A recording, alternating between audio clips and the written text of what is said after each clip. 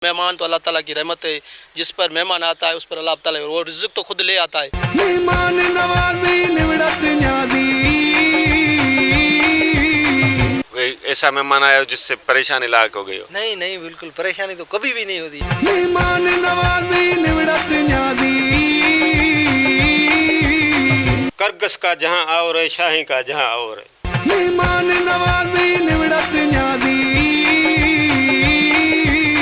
उता को दरवाज़ा कभी नहीं बंद करना।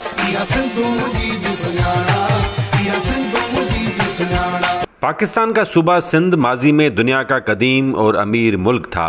सोना उगाते हुए खेत, मादनी ज़खायर से मालामाल ज़मीन, शेर दरिया, महासागर, आब हवा, माल मवेशी। अल्लाह तबारक व ताला की जानिब से सिंध को अता होने वाली वो नेमतें हैं जिनकी बदौलत सिंध के लोग दौलतमंद थे और उसकी जिंदा मिसाल और जानदार दलील हज़ारों साल कदीम सिंध की रिवायत मेहमान नवाजी है। जाहिर सी बात है, मेहमानों को वो ही नवाज सकते हैं जिनके पास देने के लिए कुछ होता हो। हज़ारों साल बीत जाने के बावजूद सिंध के लोग अपनी इस आलीशान रिवायत के बगैर खुद को अधूरा समझते हैं। सिंध के वसी व अरीज सहराए थर पारकर के लोग तो मेहमान नवाजी में अपनी मिसाल आप हैं।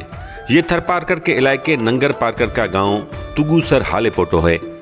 दूसरों की तरह यहाँ के बासी भी इसी तरह के हैं, जैसे सिंध के दूसरे लोग बाखलाक, कुशादा दिल और मेहमान नवाज। बस ये लोग मुख्तलिफ इस लिहाज से हैं कि इस इलाके में पानी की शदीद किल्लत और आमदनी के बहुत ही महदूद वसाइल के बावजूद ये लोग मेहमानों को खुशामदीद कहते हैं, चाहे वो मेहमान गरीब हो या अमीर। मेहमान नवाजी की दूसरी मायने सखावत है और यहाँ के लोग सखावत को बहुत पसंद करते हैं। चाचा मोहम्मद करन हाले पोटो रिटायर्ड टीचर हैं। उनकी उम्र 81 बरस है और ये बहुत ही बाउसूल, वक्त के पाबंद और मेहमान नवाज किस्म के शख्स हैं। हमारा शरीयत का भी ये फैसला है, हमारी मुसलमानी का भी ये फैसला है, तो आपसे जितना हो सके उतना मेहमान की इज्जत कीजिए। मेहमान नवाजी इस दुनिया में और ऐसा कोई काम नहीं। मेहमान नवाजी जैसा देखो ना, हातम को कितने साल हुए गुजरे, क्यों उसको नाम आज तक याद है आदमियों को? छोटे बच्चे को भी हातम का नाम याद है, किस वजह से? उसने क्या काम किया था? उसने ये सखा की थी, सखावत की वजह से उसका नाम आज भी जिंदा है। चाचा मोहम्मद करन हाले पोटो साहब अल्लामा इकबाल के बड़े शीदाई हैं। उन्हें इकबाल के सैकड़ों अशआर याद हैं। परवाज़ है दोनों की इसी एक फिजा में, परवाज़ है दोनों की इसी एक फिजा में, करगस का जहाँ और है, शाही का जहाँ और है। मेहमानों की रिहाइश और मर्दों के बैठने की जगह को सिंधी में ओताक कहा जाता है। थरपारकर में आज भी ओताक या बैठक को दरवाज़ा लगाया नहीं जाता। ये एक अलामत है कि सिंधी लोगों के दरवाजे दुश्मन के लिए भी खुले हैं। सिंध के लोग अपने दरवाजे पे आने वाले दुश्मन को भी इज्जत देते हैं और अपना बदला अपनी ओताक पे नहीं लिया करते, और ये रिवायत बहादुरी की अलामत भी है। कुर्बान हाले पोटो भी एक टीचर हैं। बचपन में पोलियो की वजह से माजूर हो गए थे, लेकिन उन्होंने माजूरी को कमजोरी नहीं बनाया। यहाँ तक के माजूर होने के बावजूद थर के बहुत अच्छे ड्राइवर समझे जाते हैं। कुर्बान हाले पोटो का कहना है कि ओताक को दरवाज़ा लगाना नहूसत की निशानी समझा जाता है।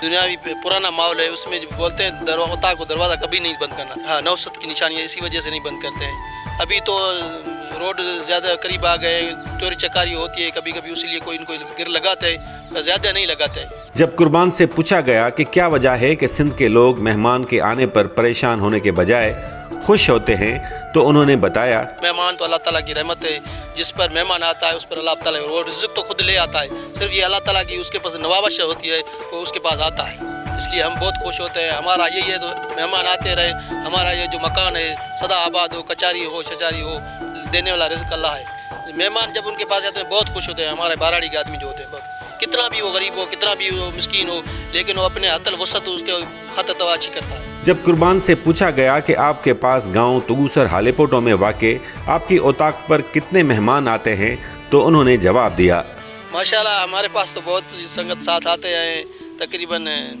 200-300 तक आदमी आ जाते हैं। वैसे ही इधर बराड़ी का लोग कोई मवाशी लेने के लिए आता है, कोई अपने कमकार के लिए आता है, वो भी हमारे पास आता है। लेकिन सिंध के हमारे तकरीबन हमारा बहुत सा मेरे अबू का वास्ता है, बहुत आदमी आते हैं तकरीबन। सिंध के लोगों की कोशिश होती है कि अपने मेहमान को अच्छे से अच्छा खाना खिलाएं।